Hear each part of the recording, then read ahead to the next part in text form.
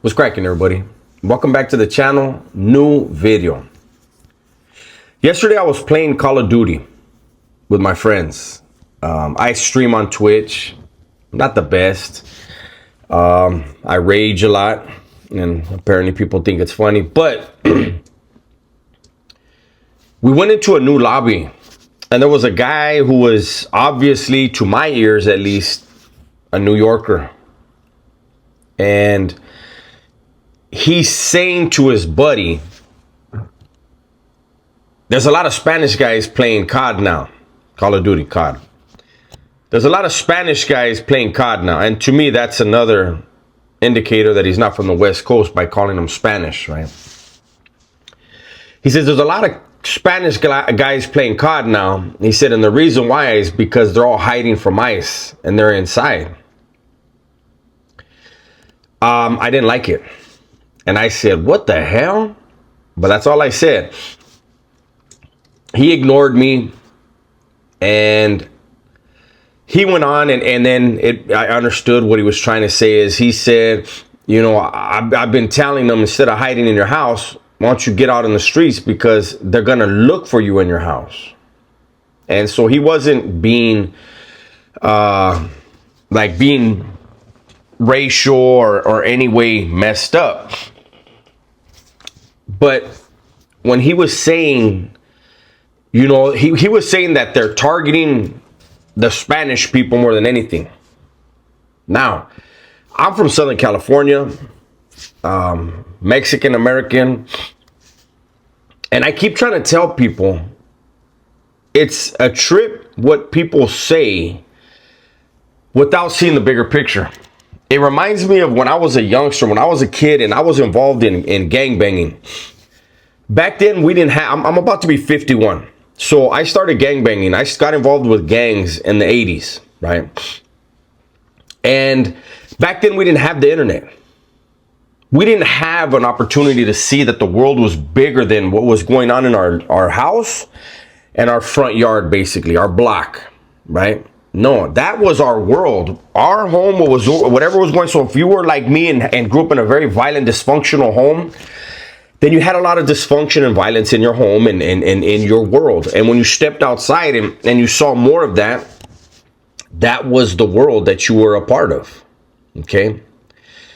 And so I look at that the same when I hear people say, well, they're only deporting, they're only snatching up this or that. And I'm like, well, what does your neighborhood consist of? What is it predominantly made of? If you were in a neighborhood that is predominantly Spanish, as he would say, or someone else would say Hispanic, which I don't like either word when it comes to this demographic. But if that is the predominant ethnicity, then yes, that's what you're going to believe is being targeted. But if somebody lives in another community, maybe a Haitian community, maybe a Somali community, they're going to feel like they're being targeted more, right? So that was my initial thought was, I want to ask this guy, where does he live? I said, I'm going to stay out of it. And then Another one for me was, I had to hold my tongue because he didn't engage me. I don't want to side bust on anybody's conversation. But I wanted to ask him. And I want to ask everybody. And I want to hear it in the comment section. This whole thing with ICE going after people. And just so you know, ICE normally is targeting specific people, usually criminals. And I'm not saying, if you come over illegally, technically you are a criminal, okay? But ICE usually has a specific person they're looking for. And if they go in a house, they're going to question everybody there. But the main question I wanted to ask, again, as a Mexican American, who do you blame? Who do you think is at fault for this? All this roundup and all this stuff, you know, at the core of it, who is behind it? Who is responsible? Who do you find at fault? Who do you want to blame? Because it seems like everybody wants to blame the current administration. They want to blame the current administration for enforcing the law, but they want to give a pass to the former administration that looked the other way, while millions and millions and millions and millions and millions and millions of people came across the border illegally. See, they were okay with it when it was Obama deporting people at a record rate, more than any president in the history of the United States. It was okay that he sent ICE after people and that he was deporting people, and that he and the Obama administration is the one, they are the ones that built the cages that they kept blaming Trump for. Obama did that. And under Obama and then the former administration, child trafficking, human trafficking soared at levels never seen before. And I just don't understand. Like, I don't ask anybody to like Trump. I don't ask anyone to hate the liberals. I don't do that. What I try to do is ask people to put their intellect over their emotion.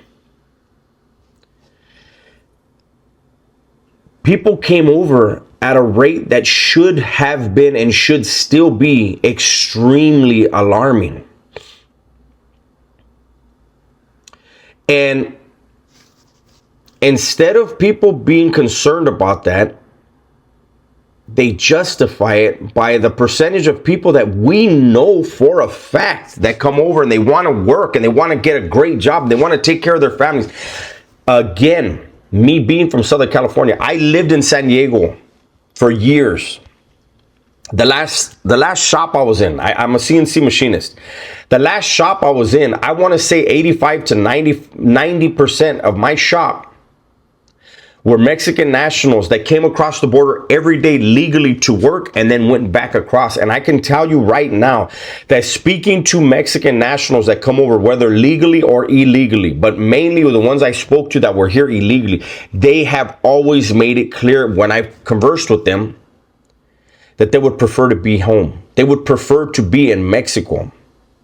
If Mexico provided the opportunities that the United States offered, they would never leave their land. So I get it. When they say there's 10 to 15 million that crossed over illegally, let me tell you something. Probably, let's just stick with the number 10. I will say 9 million of them are hardworking people that want to do great things.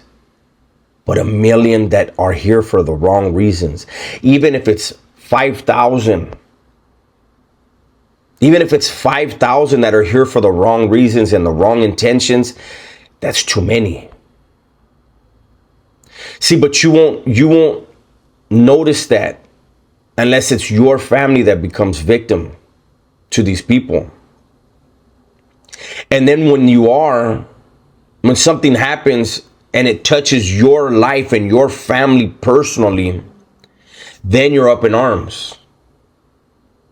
That's a reactionary mindset. We cannot have reactionary mindsets. We have to be proactive. I am a proud Mexican American. I love this country. I am somebody who broke the laws of this country for decades. I am somebody who had a life sentence because I made the horrible decision to take another man's life. And while I am never going to be happy, I will always be ashamed of taking that man's life. I am grateful for the prison term that I did, because it allowed me to become a man and figure out and realize what is the most important thing and things in my life. It wasn't the streets. It wasn't the neighborhood. And you know what? It wasn't the cop's fault that I was in jail. It wasn't the judge, the jury, the DA. It was none of their faults. I was making decisions that made them have to do their jobs. And it's very it pulls at your heartstrings when you see pictures of a woman, an illegal woman, being separated from her family. It does pull at your heartstrings. But that's a criminal.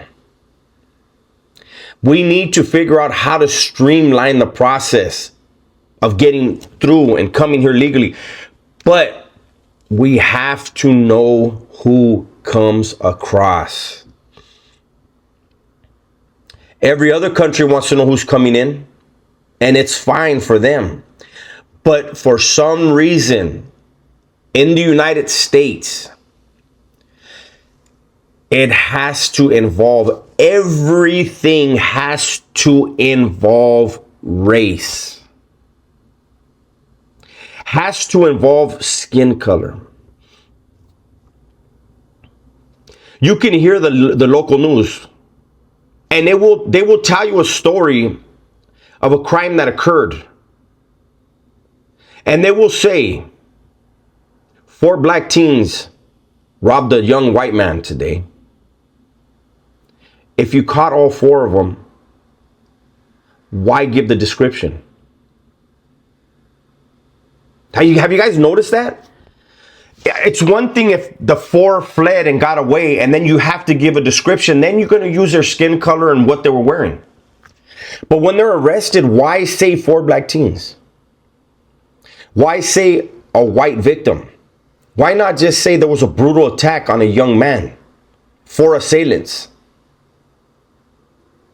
When is the United States going to get away from painting the picture with details that are unnecessary? There are a lot of people who, they can't handle that. Like me, I hear it and I'm just like, fuck, that didn't make sense. Why do they have to say that part? But whatever. And then there's other people that hear that, either side, and there becomes a seed of animosity based on the color of the assailant or the victim. I don't think any other country does that. And you know, I do have to admit that there is not another country on the planet that's as diverse. And that's another thing that speaks to how great this country is, right? That we can have so much diversity and so much harmony at the end of the day. If we really look at it, so much harmony within the diversity. And it's a small, tiny number of people who focus on the unfortunate incidents. Now, I don't want to get lost in all that, but I do want to know, in this deportation thing that we see going on, who do you, tell me in the comments, who do you find at fault? Who do you think is to blame at the core of it? At the core of it, is it Donald Trump for enforcing the law?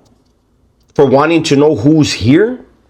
Or is it the former administration for turning a blind eye and allowing them to come through? I know at the end of the day, we have to have a solution. That's the real thing. We have to have a solution. We have to have a better process. I look forward to hearing from you in the comments, seeing what you have to say. That's my video for today. Everybody, please be safe, be smart, and tell the ones you love that you love them. I'm out of here.